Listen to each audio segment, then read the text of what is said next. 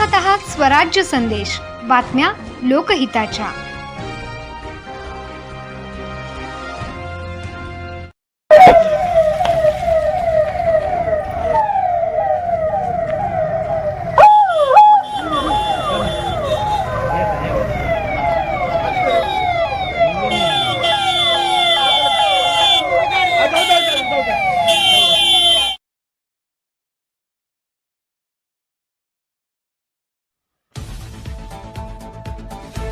विरोधी पक्षनेते अंबादास दानवे यांनी केले पाटील कुटुंबियांचे सांत्वन। विरोधी पक्षनेते अंबादास दानवे यांनी घेतली माजी आमदार ज्ञानेश्वर पाटील यांच्या कुटुंबियांची सांत्वनपर भेट। यावेळी विरोधी पक्षनेते दानवे यांनी ज्ञानेश्वर पाटील यांच्या प्रतिमेस पुष्प अर्पण करून दर्शन घेतले। भूम परंडा वाशीचे माजी आमदार ज्ञानेश्वर पाटील यांचे 2 दिवसांपूर्वी निधन झाले होते। या अनुषंगाने विरोधी पक्षनेते अंबादास दानवे यांनी माजी आमदार ज्ञानेश्वर पाटील यांनी परंडा येथे कुटुंबियांची व कार्यकर्त्यांची ज्ञानेश्वर पाटील यांच्या राहत्या घरी सांत्वनपर भेट घेतली।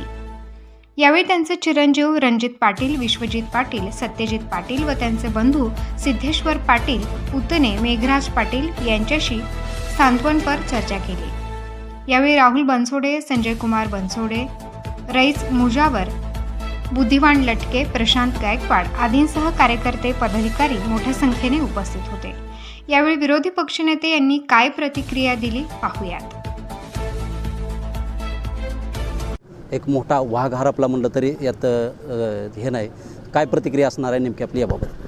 नाही, ज्ञानेश्वर पाटील म्हणजे ज्यांना आम्ही माऊली म्हणायचो, नुसतं भूम परंडाच नव्हे तर एक धाराशिवमध्ये त्यांचा एक आवाज होता, एक शक्ती होती, एक ताकद होती, एक सर्वसामान्य माणसाचा तो बुलंद आवाज होता। आणि मागच्या 25 वर्षांनी या भागात सातत्यानं त्यांनी आपली ताकद आपल्या परिश्रमाने या ठिकाणी ठेवलेली आहे।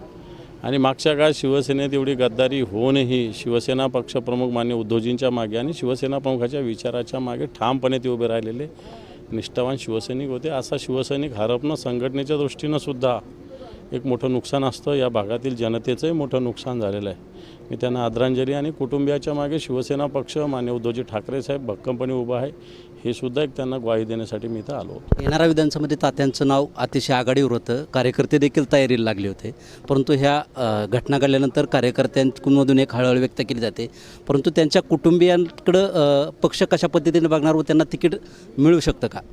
मला असं वाटतं आज आपण अजून 3च दिवस झाले आणि आपण फार राजकीय बोलणं योग्य होणार नाही, पण त्यांच्या कुटुंबियाच्या मागे संघटना भक्कम, मी एवढंच सांगेल। आज मोदीजींचे देखील दौरे होत आहेत, वेगवेगळ्या कार्यक्रम आहेत, त्यावर काय आपली प्रतिक्रिया असणार आहे? किती वेळेस येऊ द्या, मोदी मागच्या वेळेस 30 वेळेस आले होते, आता 60 वेळेस येऊ द्या, त्यांना घरी पाठवू आपण। चालू